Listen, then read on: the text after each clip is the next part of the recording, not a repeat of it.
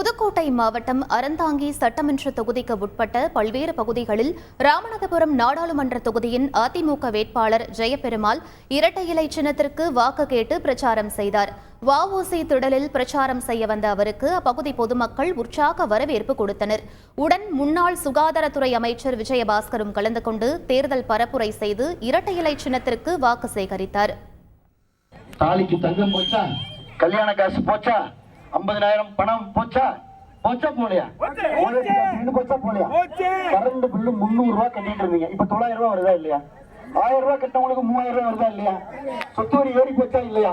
சொத்து வரி ஏறி போச்சு, பால் விலை ஏறி போச்சு, தக்காளி விலை ஏறி போச்சு, கேஸ் விலை ஏறி போச்சு, அரிசி விலை ஏறி போச்சு, போச்சா இல்லையா? அரிசி விலை ஏறி இருக்கா இல்லையா?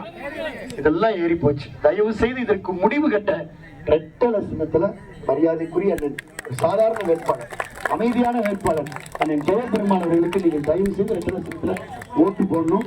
அம்மா உணவகத்தை முடியாச்சு, அம்மா மருந்தகத்தை முடியாச்சு, இதெல்லாம் மனசுல வைத்துக் கொண்டு அருள் கூர்ந்து இரட்டை இலை சின்னத்துல வாக்களிங்கள். செய்திகளை உடனுக்குடன் தெரிந்து கொள்ள உடனே சப்ஸ்கிரைப் பண்ணுங்க.